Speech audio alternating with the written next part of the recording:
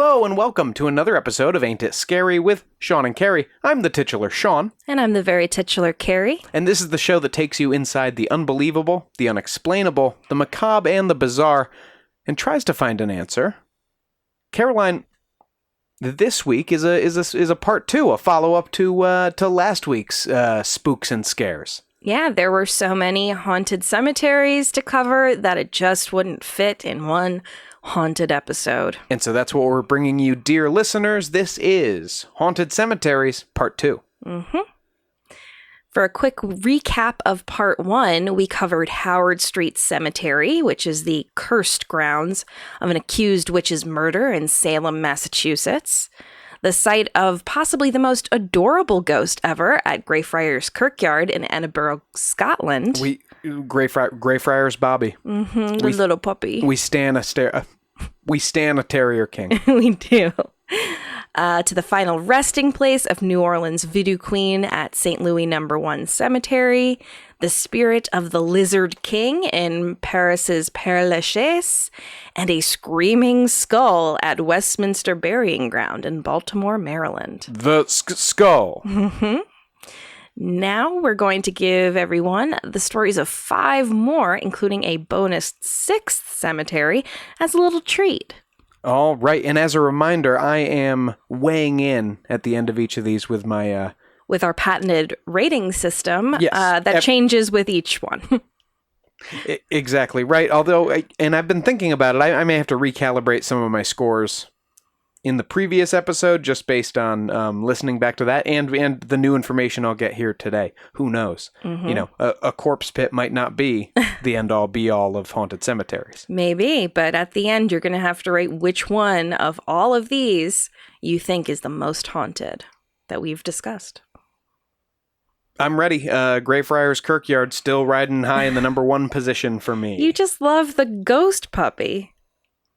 And, admittedly, the corpse pit. It's true.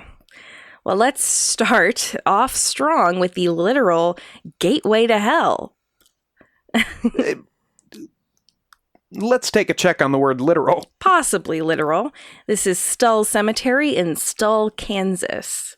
Stull itself was originally founded sometime before 1857 under the name Deer Creek and eventually changed to Stull in 1899. I've driven through Kansas. It seemed like a hellish landscape, but not in the traditional sense. Well, unlike many of the places we have and will discuss, the Wikipedia listing for Stull itself, the town, is pretty dominated by the cemetery legend, with the main description of the town stating, quote, "The town has become infamous due to an apocryphal legend that claims the nearby Stull Cemetery is possessed by demonic forces. This legend has become a facet of American popular culture and has been referenced in numerous forms of media." When it becomes the main focus of a town's wiki, you know the story's legit. Sure. It's just like the Goatman of Goatman's Bridge. Mm-hmm. The popularization of the cemetery legend is mostly traced back to an article in the November 1974 issue of the University Daily Kansan, the student newspaper of the University of Kansas. This is back in the day when these things had clout. I mean, if you're in Kansas and you're not near, like, Wichita, right? Mm-hmm. That might be the paper of record for that. In Ithaca, New York, there's no local news station. There's just the Ithacan or whatever. There's the local. I mean, they have a paper in town, but there's no TV station except the Ithaca College one, and so that's the local news of record there. Yeah, I went to school on Long Island. I worked a little bit for the newspaper, mostly for the literary magazine. And I would have been surprised if most of the people I asked knew there was a magazine. So, you know, different strokes for different folks. But this article, which was written by Jane Penner, publicized the main urban legend about Stull Cemetery. That the cemetery was one of the 7 gates to hell.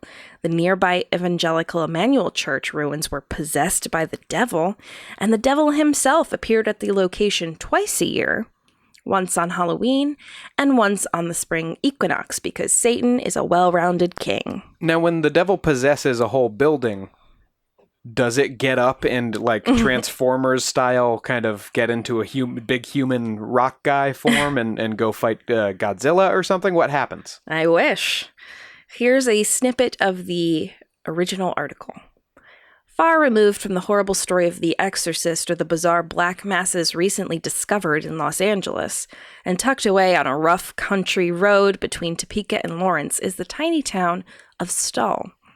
Not unlike the town of Sleepy Hollow, described by Washington Irving in his famous tale, Stull is one of those towns motorists can miss by blinking. Stull and Sleepy Hollow have another thing in common. Both are haunted by legends of diabolical, supernatural happenings. Yeah, sure, but Sleepy Hollows was invented by Washington Irving. Yes. But as you can tell by the relation to The Exorcist and to black masses, the story of Stull Cemetery came to prominence right around the early days of America's Satanic Panic, and this helped the story spread and take root. I'm unsure of where Jane Penner got the legend from. Some historians and locals say that the legend was simply created and spread by the University of Kansas students. It seems pretty specific to narrow it down to this one little tiny cemetery in the middle of nowhere, but... Yeah, you can just start an urban legend today like that. That's the interesting thing to me here. Yeah, I mean... That's not today. Maybe not today, but yeah. It went viral, so to speak. But think of the Slender Man. I mean, that's kind of taken root as an urban legend, and that was created on a forum online. Yeah. Where everyone knew it was fake. Jane Penner's story included interviews with students who had experienced strange occurrences in Stull, including one that insisted he was grabbed by something unseen. The church itself is indeed now in ruins, having tumbled down on Good Friday, March 29th, 2002. My birthday. Oh, beautiful. I'm born and churches come tumbling down. And Jesus dies. I was born on a Good Friday, so, you know. Baby, with me, they're all Good Fridays. Oh. The cemetery, however, still lives on, perhaps giving the devil a little resting spot between his, I'm sure, many annual Halloween visits. Also, according to lore, he comes by on the spring equinox because his wife is buried there, or possibly the gravesite of his infant son. Oh, so he's a sweetheart. He's sentimental. I just want my kid back. Yeah. Other tidbits of the legend state that on a 1995 trip to Colorado, the Pope redirected the flight path of his private plane to avoid flying over the unholy ground of Stull. Also, the Cure apparently... Which Pope would that have been? JP2. The Cure apparently refused to play in Kansas because of their superstition around the legend. I haven't been able to ask Robert Smith if this is true or not, but this is one of the listed things on the page. I wonder how many other things the Pope, John Paul II, and Robert Smith have in common. Fashion, maybe? Like, they're just very fashionable. Well, I could see Robert Smith wearing those red shoes that the next Pope liked, Benedict. True, yeah. There are claims by tourism-friendly locals, and there are not many, of raps and banging sounds, disembodied voices often reported, which are usually the voice of an old woman, ghostly children playing at night in the cemetery, time shifts and discrepancies, inexplicable loss of memory, disorientation, and technological dysfunction. Stull Cemetery has also made its way deeply into pop culture, probably more than the average person would know. The Winchester Boys from the TV show Supernatural are canonically from Lawrence, Kansas, because the town is right next to Stull. That is confirmed by the creator. He said, I like this legend, so I made this very important part of the show's mythology take place around it. Sure, the Pope's redirecting his flight paths. This is, it is known. Yeah, spoiler alert. The season 5 finale of Supernatural features archangels and Lucifer in a climactic battle for power set, where else? Right in the heart of Stull Cemetery. Wow, what season is that? 5? Mm-hmm. Well, so you don't have to get that deep. You don't have to go 20 seasons in or whatever to get to that. Mm-hmm. I don't think we're getting 5 seasons into Supernatural either, but... I'd like to at some point, but it's such an undertaking. Yeah, that's a meal. Yeah. The first season was good. I've seen that. The band Urge Overkill named their 1992 album, which is the one with the iconic cover of Girl, You'll Be a Woman Soon from Pulp Fiction, Stull. And the album art is a picture of a Stull gravestone with the word Stull on it. Even Miss Ariana Grande told Complex Magazine in 2013 that she took a trip to the cemetery that ended in a demonic attack. Did she describe the demonic attack? Oh, thoroughly, and I'm going to tell you. I felt this sick, overwhelming feeling of negativity over the whole car, and we smelled sulfur, which is the sign of a demon, and there was a fly in the car randomly, which is another sign of a demon. I was like, this is scary, let's leave. I rolled down the window before we left and said, we apologize, we don't mean to disrupt your peace. Then I took a picture, and there were 3 super distinct faces in the picture. They're faces of textbook demons. So the interviewer then, of course, asks to see the picture. I deleted it. The next day, I tried to send the picture to my manager, and it said, this file can't be sent. It's 666 megabytes. I'm not kidding. Oh, shut up. I used to have a folder called Demons that had pictures with all the screen caps in it, but then weird things started happening to me, so I deleted it. I was going to sleep about 2 weeks ago. I had just gotten off the phone, and as soon as I closed my eyes, I heard this really loud rumble right by my head. When I opened my eyes, it stopped immediately. But when I closed my eyes, it started again with whispers. Every time I closed my eyes, I started seeing these really disturbing images with, like, red shapes. Then I opened my eyes, and I got back on the phone and was like, I'm really scared, and I don't want to go to bed tonight. And then I scooched over to the left side of my bed, because that's where the best service is in the room, and there was this massive black matter. I don't know what it was. There's a bit more, but it kind of goes in that direction. So bizarre. Yeah, so straight from Ariana Grande's mouth, folks, Stull Cemetery is bad news. Oh, it's a shame she deleted the photos with the distinct demon picture faces. It was 666 megabytes, Sean. It was haunted. That was the dumbest thing I've ever heard. So one of her friends farted in the car. Yeah, but what about the fly, Sean? There was a fly in the car. Yeah, it's not totally airtight. You cycle air in from outside the car. On a scale of 1 to 10 licked Ariana Grande donuts, how haunted is Stull Cemetery? You know, the celebrity endorsements, and she's not the only one. You've got the Pope, you've got Robert Smith. This is the only one that is straight from their mouth, I will say. Sure, but Supernatural's set there. This place has cultural impact that can't be denied. It's got cachet, for sure. But a legend that has started so recently is, I don't know, it's like Scientology. It's like, really, guys? Yeah, I mean, I guess if you think about it... I get falling for one that's thousands of years old. Right. Well, I mean, a cemetery needs time to get haunted, right? It's not going to be haunted from the jump. So 75 years after, maybe. Maybe it's not too recent. Maybe it's just right. Yeah, maybe so. But still, the genericness of... Genericism? I don't know. The genericness of the... Genericosity? Of the haunting itself. There was only the one specific ghost. I don't know. The devil comes on specific days. Yeah, he does. Oh. Rate it, Sean. I think it's a 6 for me. I think this one's donuts. a 6. 6 donuts. Yeah, 6 donuts, but glazed in hell. Ooh. For some extra. So like cinnamon? For some extra points. Sriracha donuts. It's also, I don't know that possession by demons or like a hellmouth or something is a haunting necessarily. Very interesting. Well, next we'll hop over to North London, England to take a walk around Highgate Cemetery. But we better be careful. There are vampires afoot.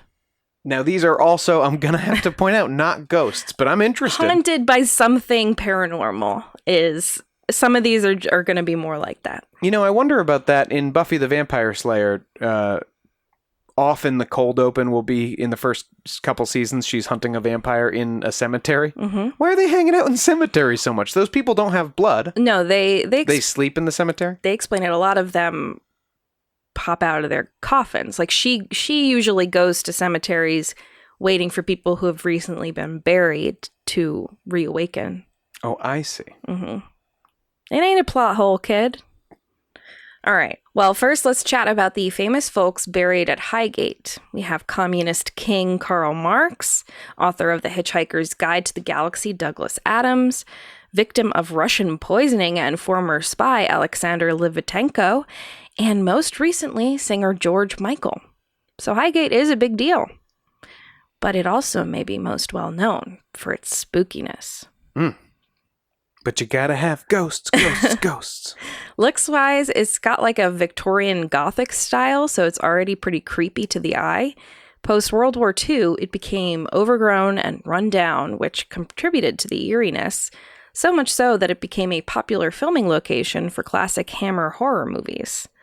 The story most associated with Highgate of its titular vampire is a wild tale, so I'm going to try to sum it up as best as I can. Okay. It's very confusing, very strange, but here it is. The Highgate vampire. So a group of young people interested in the occult visited the cemetery in the late 60s, and they were probably influenced by the Hammer films filming there and its growing reputation as a site for vandalism. The London Evening News reported in '68, on the night of Halloween 1968, a graveyard desecration by persons unknown occurred at Tottenham Park Cemetery in London. These persons arranged flowers taken from graves in circular patterns with arrows of blooms pointing to a new grave which was uncovered. A coffin was open and the body inside disturbed.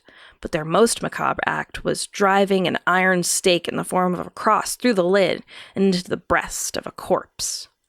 The perpetrators were never found. Oh my God! They were doing the world a service. They had to take out that vampire. Apparently.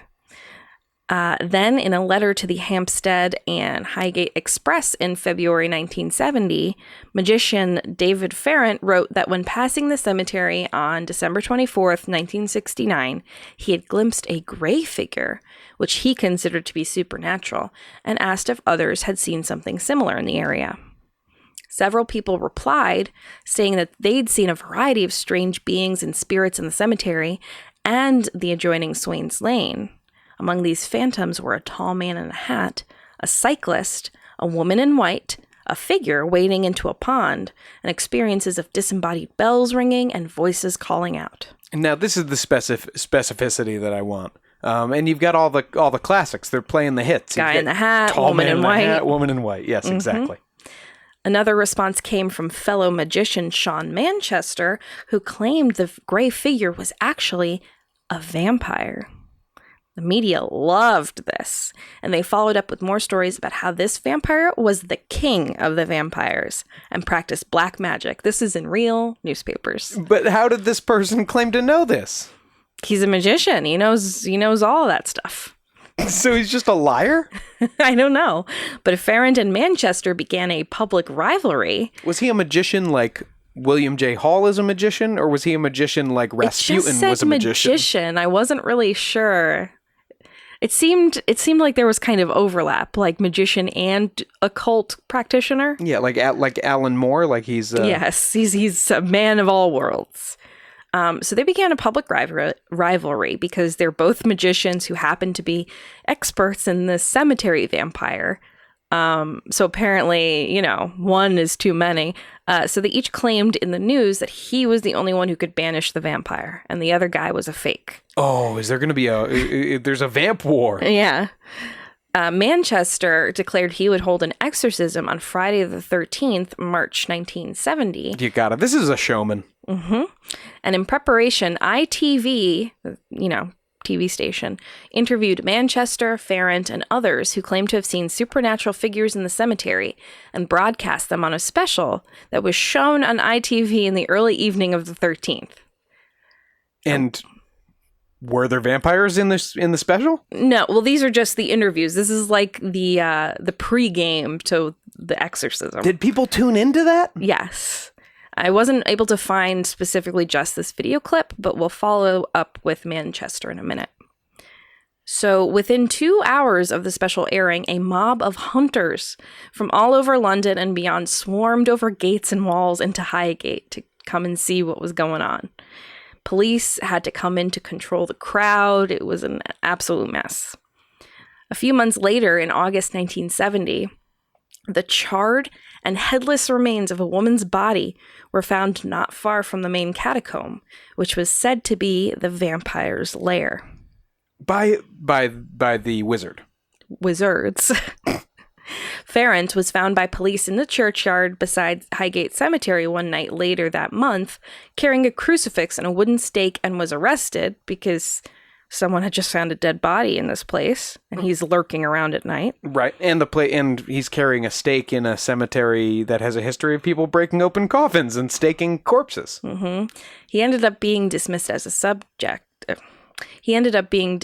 suspect, but a few days after the body was discovered, Manchester returned to Highgate Cemetery and claims that this time he and his assistants forced open the doors of a family vault, lifted the lid off of one coffin, and he was about to drive the stake through the body it contained when a friend persuaded him not to. He didn't, but he did leave garlic and incense in the vault before he left. You'll curse us no more, evildoer! The rivalry between Ferrant and Manchester didn't end there, though. Rumors spread that they would meet in a magician's duel on Parliament Hill. Oh, no, you're fucking kidding me. Nope. Friday the 13th, April 1973. Neither of these men ever got laid. And they also never did their magician's duel. Ferrant was arrested again in 1974 for damaging memorials and interfering with the dead's remains in Highgate Cemetery, and the animosity between the two continued straight through to Ferrant's death in 2019. Now, I did find one of my favorite people interviewing Sean Manchester himself about the end of the Highgate vampire drama on True Horror with Anthony Head. I'm Anthony Head. For the past few years, I've had a fantastic time playing the part of Giles in Buffy the Vampire Slayer. Now, you might think that I would know all there is to know about the supernatural. Would we? Well, I'm no expert, I'm just an actor. Giles does. However, I have become intrigued about the roots, the origins of these supernatural tales. Very dramatic. Okay, so then we're going to go and talk to Sean Manchester. We dragged the contents of the casket out up to the rear of the garden and cremated all therein. And that was indeed the last of the primary source of the vampire contagion at Highgate Cemetery at the beginning of 1974. That sounds like an admission of grave robbing and property destruction. Yeah, it's probably out of the statute of limitations by now. But yeah, and this is from Sean Manchester's personal YouTube page, this clip. So he's it's like a little reel almost. This is his crowning achievement of his career, is that Giles talked to him that time about the time that he dispatched the vampire. Mm-hmm. What's the look on Giles's face as he's describing digging up these corpses and burning them? Well, it's more of like a narration type of thing. They only got Giles for a day, huh? No, they did several episodes. This was the vampire episode. They did ghosts, some other ones. But yeah, he seems into it. Much like Stull Cemetery, the legend of the Highgate vampire has inspired a number of pop culture figures, including its own Hammer horror film, Dracula AD 1972. And the legend even found its way into the Buffy the Vampire Slayer Season 9 comics, where the Highgate vampire himself appeared as a villain. Bringing things full circle back to Anthony Stewart Head, the vamp in the comics was revealed to have nearly killed his character, Rupert Giles, back in 1972, and in 2010 becomes a minion of the Buffy character Drusilla when he reappears. You just can't keep a good vampire down. Wow, that must have been very frightening for old Ripper. Yeah. So on a scale of 1 to 10 desecrated graves, how haunted is Highgate Cemetery? This is wonderful. Even though what you mostly have It seems that what you mostly have is less ghosts and more like flabby old crazy guys But yelling at there each are other. ghosts. It's just like, you know what? That's not as interesting as this crazy story. Yeah, and they do bump it up for me. Again, there's no actual ghost activity that's terrifying me there or winning over my heart like there was in the Kirkyard. But I'm gonna give them a 7. I'm gonna give them a 7 because I don't know whatever was in that cemetery, whether it was a ghost, a vampire, or nothing at all. It drove at least those two men completely mad. Yep. Let's travel on back to America, to the land of mint juleps and Spanish moss, Savannah, Georgia. Oh, I do declare. Now, this is one cemetery I've been to. It is absolutely gorgeous. I highly recommend going if you're in Savannah. It's a beautiful, kind of peaceful place. It's incredibly quiet. It's kind of like a bastion of tranquility in the bustling city of Savannah. I mean, as bustling as Georgia gets, anyway. The land was first purchased in 1762 by British loyalist John Mulrine. Now, when the Revolutionary War ended, those loyal to the British Crown weren't doing great, and they began to face persecution. So Mulrine's land was seized by local authorities and auctioned off to the public. Rough. Yeah, but that's what happens. Sucks to suck, John. Eventually, in 1907, it was officially acquired by the city of Savannah, which declared the grounds a public cemetery. The cemetery, interestingly, really emerged on the national scene in 1994, which is when it figured into a best-selling true crime book by John Berendt, Midnight in the Garden of Good and Evil. Oh. It's a great book. Really interesting low-key film was made based on it, directed by Clint Eastwood and starring John Cusack and Kevin Spacey. That's where I know the name from. The cover of the book itself features the statue on the cover inside of the cemetery of a young girl holding 2 bowls, which is also called the statue of Little Wendy. You might also recognize it from being in my parents' backyard. They bought like a small version of it while we were down there. This statue was once located at the Trosdale family plot, but because of the book, it became so famous that it was donated to the Telfair Museum of Art to preserve her. They didn't want anyone vandalizing it or knocking it down. Was it still at the cemetery when you went there with your family? Gosh, I'm trying to remember. I don't know. Because I was also reading the book at the time, so like that image of it is so stuck in my head that I don't even know if that was the case or not. But the cemetery has what, like a gift shop that sells little versions of the, or it was probably in a store. It was in in town. a store in the town. It was it's a couple of feet high, but the real one's bigger. That's what she said. Legend says that the statue is haunted by the ghost of Lorraine Greenman, the little girl who was the model for it for artist Sylvia Shaw Judson. Now, I don't think my parents' version of it was haunted, but you never know. You do say all the time that your house was haunted. It was, but that's another story for another day. It's another statue that has the most stories of hauntings, though. Little Gracie Watson was 6 years old when she died of pneumonia, and her grieving family had her memorialized in stone by artist John Waltz for her grave. Some who have stood close to her gravesite have reported seeing the spirit of the beautiful little girl wearing a white dress and vanishing without a trace if they attempted to get closer. Little Gracie has also been seen in Johnson Square, where her father owned a hotel. Late at night, those happening to sit on one of the benches in the square may spot Gracie gliding through silently as she plays alone. Many visit Gracie's grave to leave presents for the ghost child, and some say her statue cries tears of blood if you try to take her toys away. So don't do that. Like toys people have left at the Yeah, like grave? offerings, basically. This is the first blood-crying statue we've had. But Little Gracie's statue isn't the only one that might be haunted at Bonaventure. Those on tours have given accounts of different statues grimacing or smiling at them as they passed by.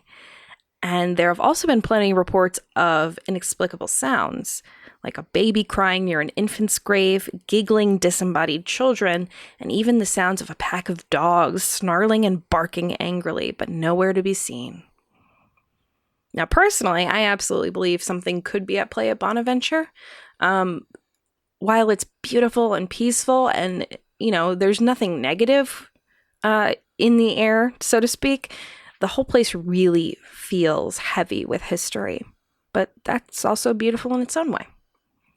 So, Sean, on a scale of 1 to 10 statues crying blood, how haunted is Bonaventure Cemetery? Well, see, this is my problem. I want to, when you've got statues crying blood, when you've got statues making faces at people and lots of noises, I love the consistency of this legend in this park. I love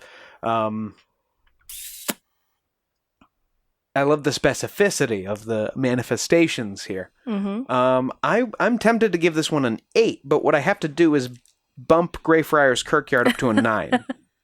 I think you're rigging this thing in favor of Greyfriars. Well, that had like the spirit of the torturer. Yeah, that's true. And the corpse pit. And Greyfriars Bobby. And we've heard of no other ghost dogs. In most of these other cemeteries, there's not really as many named ghosts. Frequency of named ghosts, I guess I'm saying, is what I'm very big on. Yeah, for sure. So Greyfriars says that in spades. So we have 8 statues crying blood here, but Greyfriars is bumped up to a 9. Yeah, and that was 9 ghost puppies. 9 ghost puppies for Greyfriars Bobby, yeah. All right, well, we'll tackle the rest of our ghoulish graveyards after the break.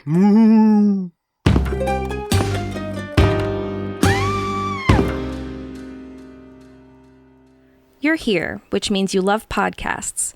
But are you looking for another kind of entertainment on the go? Audible is the leading provider of spoken word entertainment and audiobooks, ranging from bestsellers to memoirs, news, business, and more. By signing up for a free trial at www.audibletrial.com/ain'titscary, you'll receive access to thousands of titles with 1 credit toward any audiobook and 2 Audible originals, free during your trial and then with subscription each month after. Personally, my favorite Audible title is also my favorite book, It by Stephen King. I went into this audiobook ready to judge because I've loved this novel since I was a kid. But between the stellar production value and the truly breathtaking narration performance by actor Steven Weber, I was 100% all in. If you like this podcast and have a strong stomach, I think you will be too. Not into audiobooks? No problem. With podcasts, theatrical performances, guided meditations, and more, Audible offers something for everyone. So what are you waiting for? Get started now. And hey, you'll be helping support the podcast. Visit our link at www.audibletrial.com/ain'titscary for a free trial. That's www.audibletrial.com/ain'titscary. Audible. Listen more.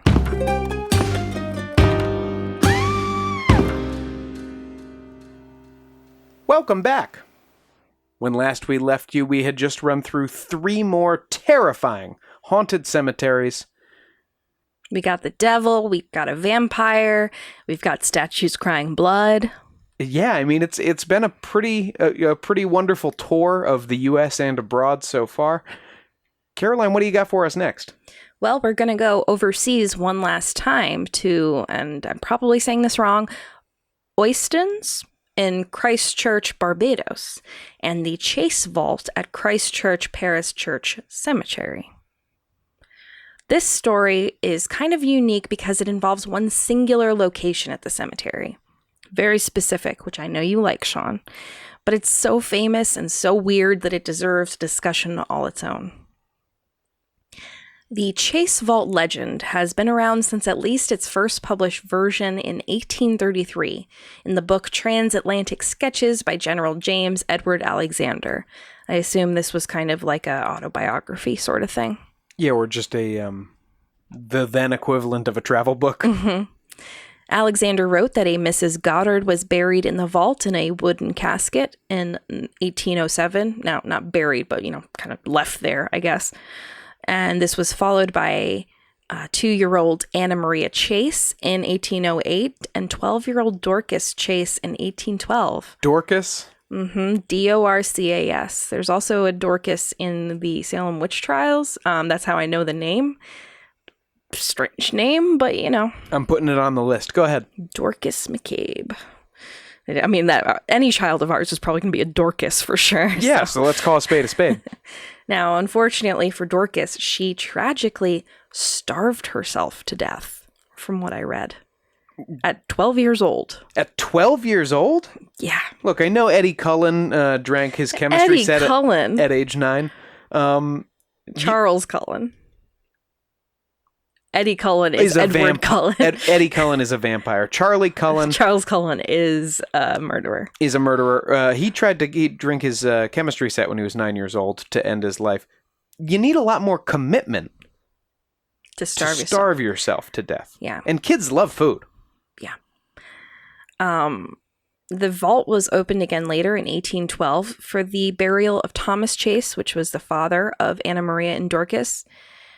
Now, the girls, unlike Mrs. Goddard, were buried in lead-lined, very, very heavy coffins. But when it was opened to bury their father in the same kind of coffin... What are they, Superman? Why the lead coffin? I have no idea. I don't know if it was like a preservation thing. But the caskets of the girls were said to be found in a confused state, having been apparently tossed from their places. So they were fixed. Thomas was put in.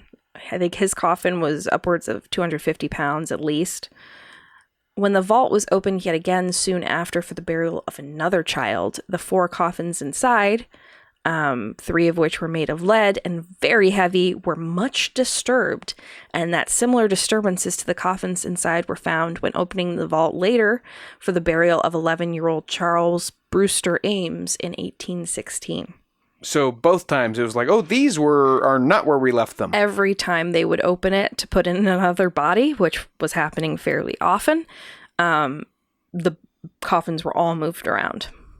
Now, keep in mind the door to this vault was a massive marble stone that required 6 or 7 men to just move aside for each burial, like all together. So if anyone was trying to get into the vault to just throw things around, they're doing it in some sort of coordinated group. Nothing was stolen. Things were just thrown around. Thrown around? Like the coffins were upside down and stuff, or were they just like shifted and moved around? All of the above. Some were tossed to against the wall. They're leaning on each other, all this stuff. Okay. The only coffin that was damaged was the wooden one, but it didn't seem like the other ones were pried open or anything like that. At this point, before resealing the tomb, a layer of sand was placed on the floor to detect any footprints should the culprits return again. Old school detective work. The last time the vault was opened was in 1819, and the governor of Barbados, Lord Combermere, was present. The coffins were found at this point again, confusingly thrown around the vault, some with their heads down and others up. Wow. So, Sure. And what of the sand? No footprints or signs of water flooding the vault were detected. So, some people thought that maybe water was getting in, floating the stuff around, and then getting out. Right. And leaving them in different places. There would probably have to be a lot to lift the coffins, just in terms of density. Right. But there was no signs of there having been water inside. The governor was like, I'm sick of this shit. This is weird. So he ordered the bodies reinterred in separate burial plots, with the vault now sealed and empty. And I will emphasize that no other vaults at the Christchurch Cemetery ever had anything like this issue. Because you can kind of explain it away by being water if a bunch of them did this. Or, it's just very strange that it was one vault. Do you know, are the other ones similarly, I'm putting air quotes around this, I guess, but easy to get into? Like, that's not locked. It's just if you have enough people, you can move the tomb aside. I'm not sure, but I assume there are other ones like that. This strange story captured the minds of Victorian society, with Sherlock Holmes author Arthur Conan Doyle even speculating about the case, wondering if animal magnetism could be involved. Yeah, well, Arthur Conan Doyle loved those fairy photos from those little girls. Mm-hmm. Should we do a mini-sode on that, or do people already know that story? Listeners, get at us. So it's hard to explain the theory of animal magnetism quickly, but basically it's a theory of some sort of invisible natural force that is present in all living things, like the Force in Star Wars. And you can use it for telekinesis, like the Force? Yes, yeah.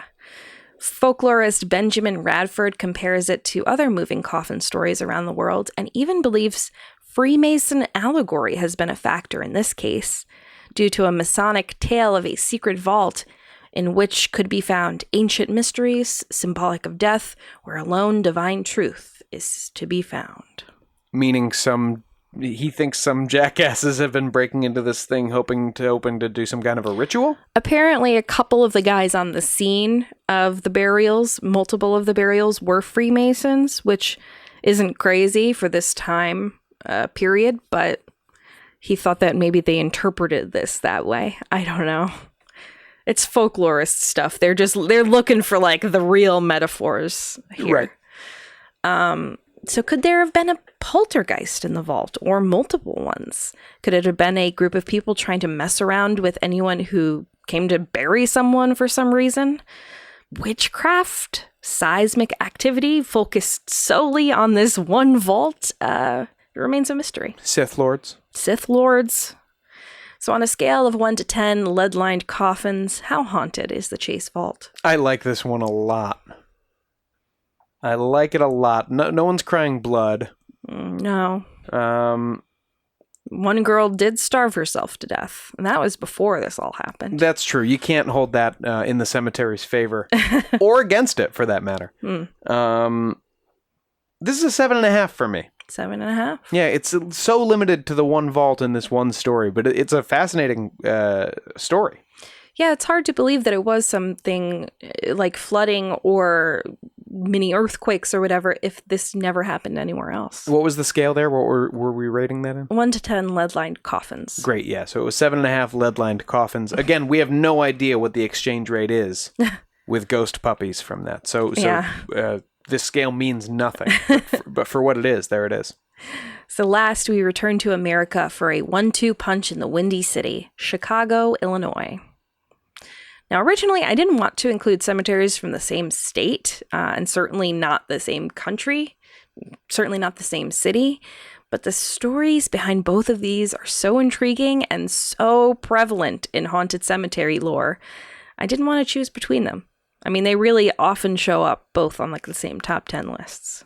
Don't kill your darlings. Give me both. Exactly.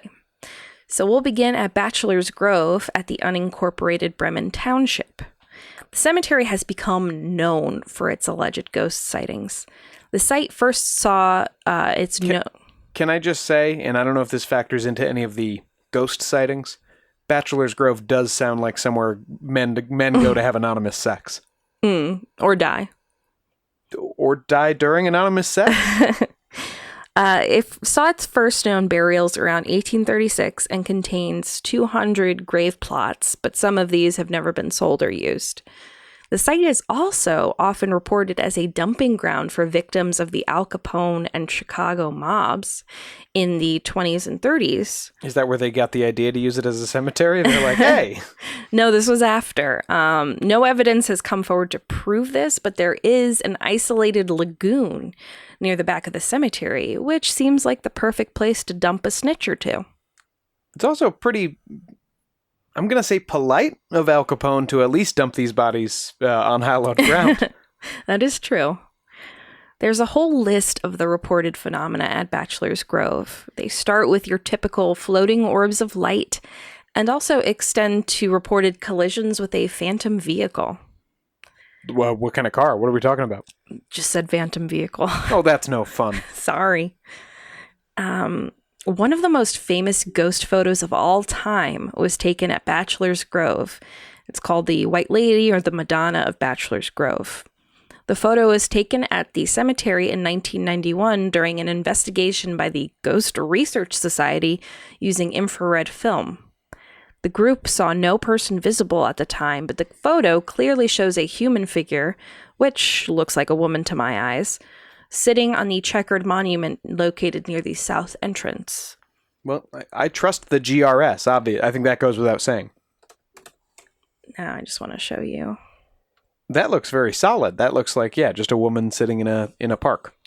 Yeah, now the front of her face and also her feet are kind of translucent here. It's a very interesting picture. And this woman is rumored to be the spirit of a woman who was buried next to her child and has apparently also been seen wandering the cemetery during the full moon, holding the body of a baby in her arms. I love how rumors get started about whose ghost she is. It's like, how do you know? Yeah, did you ask? The Madonna of Bachelor's Grove isn't the only spirit. How about a ghost house? More than once, groups of people have come across a phantom farmhouse while hiking the gravel road around the cemetery late at night. Time slip? Maybe. The house appears as a picturesque white farmhouse in perfect modern condition and then disappears completely before your eyes.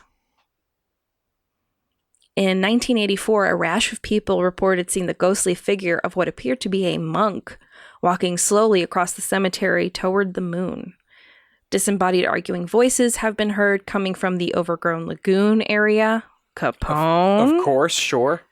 And other spirits include a two-headed ghost, a black dog seen mostly in the 90s, and a farmer and his plow horse. Both had died in an accident. This is specificity of spirits, Carrie. S of S. This is what I need. Mm-hmm. So on a scale of 1 to 10 snitches drowned in a lagoon, how haunted is Bachelor's Grove? This one gets a hard 8 from me. Ooh, a hard 8. Hard 8. Don't give me that look. I'm just asking why. It's because we know about the body dumps that probably were there. I think that is going to add some negative energy to a place, some fear factor. It is kind of an overgrown and abandoned cemetery now, too, so it's looking spooky. And we have a photograph of supposedly a full-body apparition of a ghost. That's the only, hard evidence, and I'm using air quotes again, that you've shown me, for any of these. So that gets at some points. And there were... there was Jim Morrison's ghost, don't forget.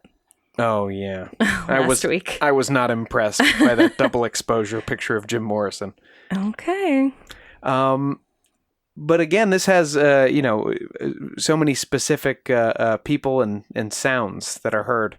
So 8 snitches. Yeah, this is 8 snitches from me. All right. And none of them are getting stitches because they're already dead. Exactly. We'll visit our last cemetery of the series, Resurrection Cemetery in Justice, Illinois. Oh, well, so this is like a pet cemetery situation? No, but the spirit at this cemetery is so famous she has her own Wikipedia page, so let's give it up for Resurrection Mary. Woo! Ow! Ow! The story of Resurrection Mary is a classic Vanishing Hitchhiker tale, and usually goes something like this. Mary, a young woman, possibly Polish, living in the Chicago area in the 1930s, had spent the evening dancing with her date at the O. Henry Ballroom, O.H. Henry. At some point, they got into an argument and Mary stormed out of the venue. She's like, I'm going home by myself. She started walking up Archer Avenue, not getting very far before she was struck by a hit-and-run driver who fled the scene, leaving Mary to die. Bastard. Yeah. Her grief-stricken parents found her body and buried her in Resurrection Cemetery, wearing a beautiful white dancing dress and matching dancing shoes. The hit-and-run driver was never found. The Mary of legend is widely believed to be either Mary Bregovy, a young woman who died in a car accident, not a hit-and-run, in 1934 and buried at Resurrection, or Anna Maria Norkus, who died in 1927 in an automobile accident while on her way home from the O. Henry Ballroom. Or kind of maybe the two stories got merged over the years. Possibly, yeah. Interestingly, the stories about the spirit of Mary began not long after her reported death. Jerry Pallas reported in 1939 he met a person who he came to believe was Resurrection Mary. This was at the Liberty Grove and Hall at 47th and Mozart. They danced, they even kissed, and she asked him to drive her home along Archer Avenue. Wait, the ghost did? He just met a girl at the dance hall, right? Well, she exited the car while saying, "I must leave you now. You cannot follow me." And she disappeared in front of Resurrection Cemetery right before his eyes. Another story came in 1979 and 80 from Chicago Tribune columnist Bill Geist. He reported about Ralph, a taxi driver, who had dropped off a fare in the far southwest suburbs on the cold evening before the historic blizzard of 1979. He spotted a girl with no coat wearing a white dancing dress walking beside the road. Nope. Being a nice guy, he offered her a ride, only to have her disappear through the cab door, then run to an outbuilding across from Resurrection Cemetery's main gate. Why? What was the ghost live there? Yeah, she doesn't need... She lives there forever. She doesn't need shelter in the field house? I don't know. Also in the 70s, Bob Main, night manager of Harlow's dance club, claimed to see the ghost of Mary twice in 1 month. Quote, "This was the glitter rock era, and we saw a lot of strange people, but one Friday night, then 2 weeks later on a Saturday night, this woman came in. She was 24 to 30 years old, 5'8" or 9", slender, with yellow blonde hair to her shoulders that she wore in these big spoolie curls coming down from a high forehead. She was really pale, like she had powdered her face and her body. She had on this old dress that was yellowed, like a wedding dress left in the sun. She sat right next to the dance floor and wouldn't talk to anyone. She also danced all by herself in this pirouette type of dance. So I assume she's like spinning around. People like a music box ballerina? Yeah. People were saying, "Who is this bizarre chick?" When Maine and others tried to talk to her, the woman would only shake her head and, quote, "seem to look through you." She had this teardrop on her cheek that just stayed there. It looked like nail polish. Oh, that means she killed someone for the gang, doesn't it?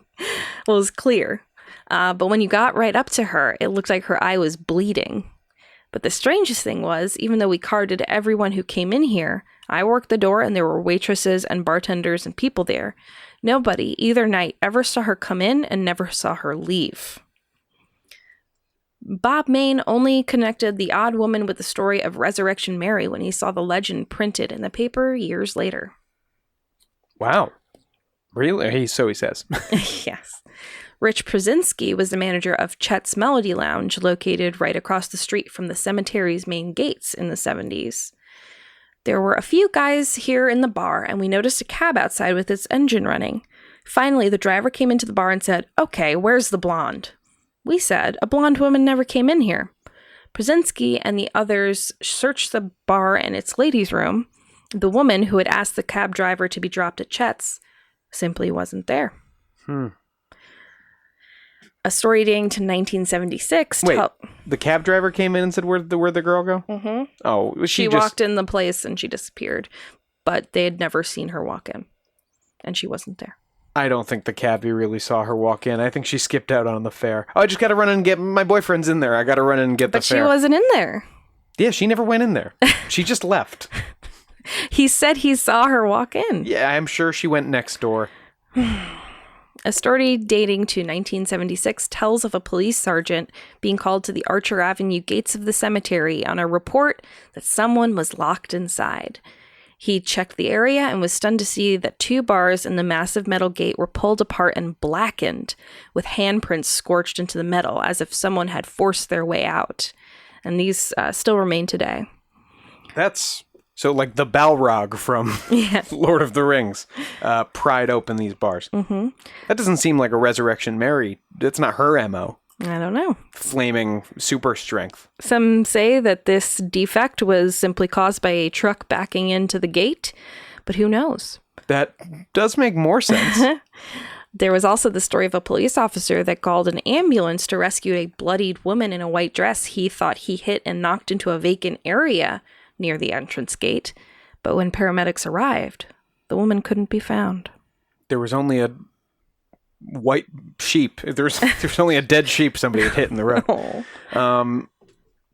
No, that's interesting. I feel like I've heard that story before, for sure. The Vanishing Hitchhiker, I mean, there's a book called that. It's one of the most popular urban legends, versions of urban legends in America and around the world. It's like the guy with the hook for his hand, harassing the kids at Lover's Lane. It's a cliche, it's an archetype, but... Do you think Resurrection Mary was the first one? I don't know. Perhaps. I mean, this started pretty early in modern urban legend. 1930s? Yeah, the movie Susie Q is set in the 50s, right? Mm-hmm. Isn't that about a ghost hitchhiker? Kinda. She wasn't hitchhiking as much as just harassing this kid to try and find the money for her grandfather. It's very, very upsetting film to always be on Disney Channel, but I loved the hell out of it. The story of Resurrection Mary has inspired a variety of pop culture, including the song Bringing Mary Home by the Country Gentlemen, 2 episodes of Unsolved Mysteries, and 4 different films from the years 2002 to 2007, all titled Resurrection Mary. Oh, they couldn't find... couldn't. It's a great title, so they all took that title. It's 2002, 2005, 2006, 2007, all different films, all named Resurrection Mary. I'm shocked one's not called The Dancer or so, like, nothing. Lady in White. No other title. Nope. Susie Q. Mary B. So let's listen to a couple of little clips from one of the trailers of Resurrection Mary. This is the 2007 film. Practically run her over with my car, and then I should ask if she wants to make out with me. See, that's the thing. You don't ask. I mean, you just make out with her. I just had to include that part. I mean, rules to live by, certainly. Absolutely not. So you almost hit her. Who you think was her? Long Archer? Yeah, go figure. I'd give or do anything to spend one more night with her. Doesn't matter if she's a ghost or not. I think Mary is behind these murders. Watch out!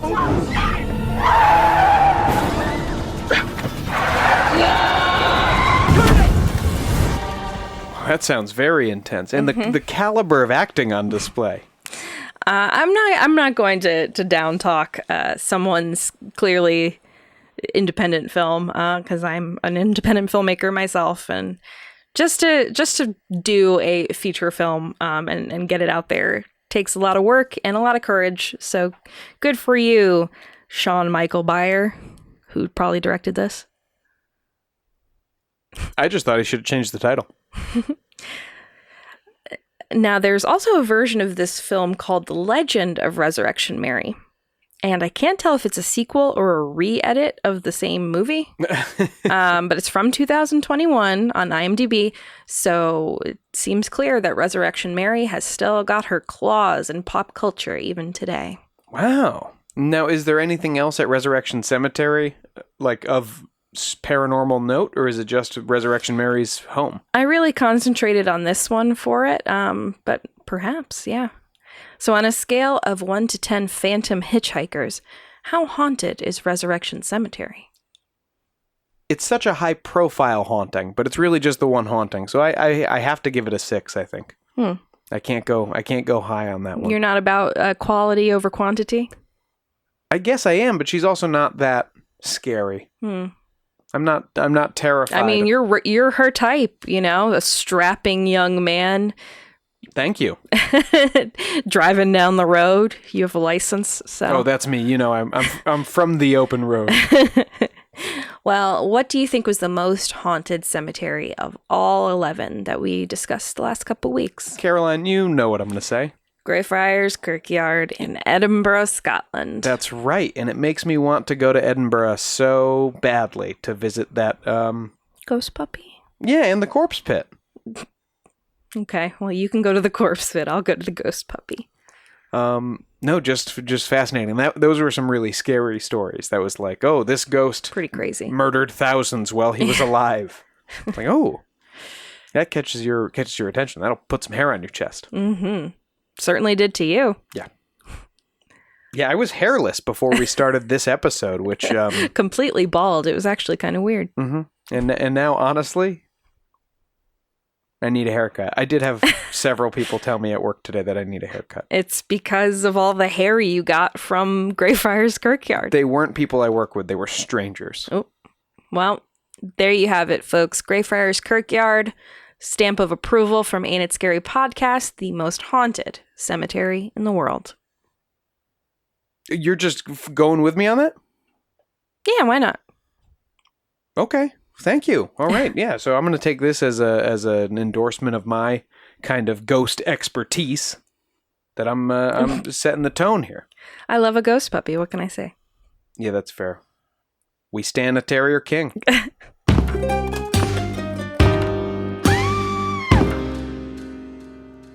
Connecticut's first ever paranormal convention is coming this summer. Paracon will be held Saturday and Sunday, July 24th and 25th, 2021, at the Haunted Ansonia Armory in Ansonia, Connecticut. And guess who's going to be there? This haunted weekend will feature special guests, paranormal investigations, seminars, panels, vendors, exhibits, and much, much more. Paracon is presented by Nick Grossman, head of Ghost Storm Investigations and collector of some of the rarest paranormal artifacts in the world, and Charles Rosenet, founder of Stratford's Fright Haven and director of Tours of Terror, ghost tours to Transylvania, Prague, England, and all over haunted Connecticut. Yeah, we've been to Fright Haven. When we went, he had one of the rooms was all clown themed. It was a bunch of scary clown stuff, but you wore 3D glasses. It was pretty cool. That was the St. Valentine's Day Massacre, wasn't it? Yes, they do seasonal offerings, not just Halloween. That was the St. Valentine's Day Massacre. It was a beautiful date. Our first Valentine's Day. So who will be at Paracon?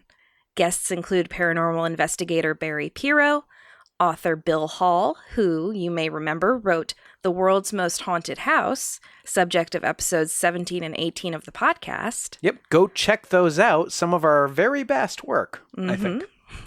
And us. Yeah, we'll be there too, in person to chat all things scary, so come on down and meet us. Oh, I guess I spoiled your surprise there. But yes, we will have a booth at Paracon, and we're so damn excited that we'll be there. Yeah. Do you like to shop? Well, they'll have their own bizarre bazaar. Haunt artists, horror authors, cryptozoologists, artisans, occult sellers, and much more will be there, so bring some bones, the money kind, and a good pair of walking shoes. You can bring the other kind of bones too if you want. Yeah, maybe you can sell them. Who knows? We hope to see you there. Get your tickets now for only $9.99 per day through May 1st at www.paracon.org. Is that a special deal for us, or is that just how cheap tickets are? That's just how cheap tickets are until May 1st. Then it goes up like $5. Oh, you guys. Still a deal. This is a bargain at any price. Paracon, Connecticut's first paranormal convention.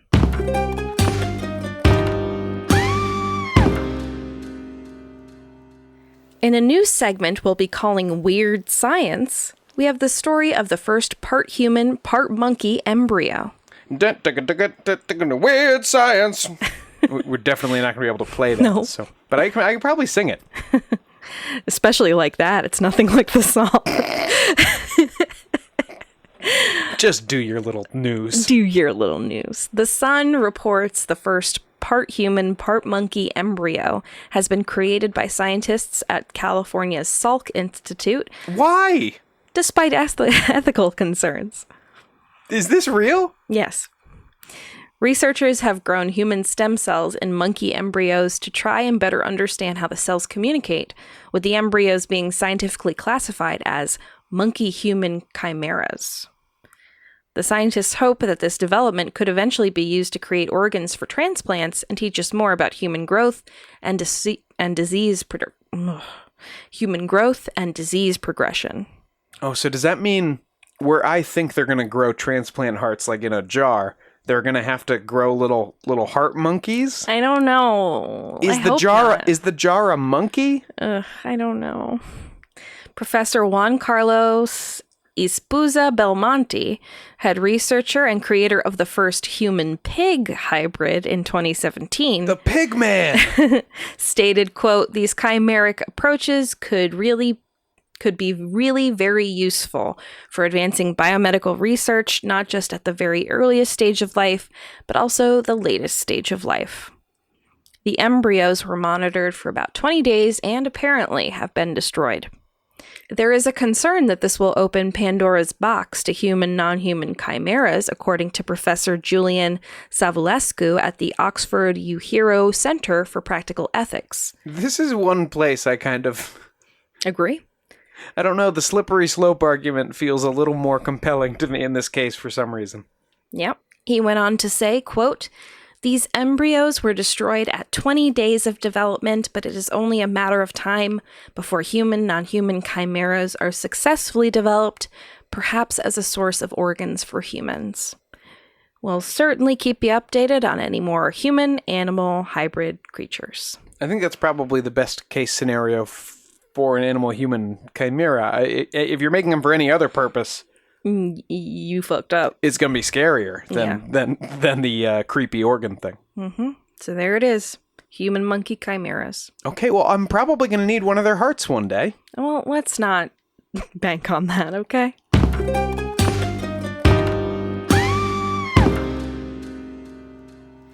That's it for this episode of Ain't It Scary with Sean and Carrie. Like us on Facebook and follow us on Twitter and Instagram at Ain't It Scary, and check out our website at ain'titscary.com. You can support the show by supporting our sponsors and becoming a patron at www.patreon.com/ain'titscary. And please subscribe to the show and throw us a 5-star review on Apple Podcasts, because we'll be forever grateful. Yep, special thanks to our Tier 3 and 4 patrons, Nate Curtis, Sean O'Donnell, Jared Chamberlain, Maria Ferrante, and Robin McCabe. See you next Thursday. We love you all very much. Show created by Sean McCabe and Carrie McCabe. Music by Kyle Ryan. You can find Kyle online at his YouTube channel, Music is a Verb. This has been a production of Longboy Media.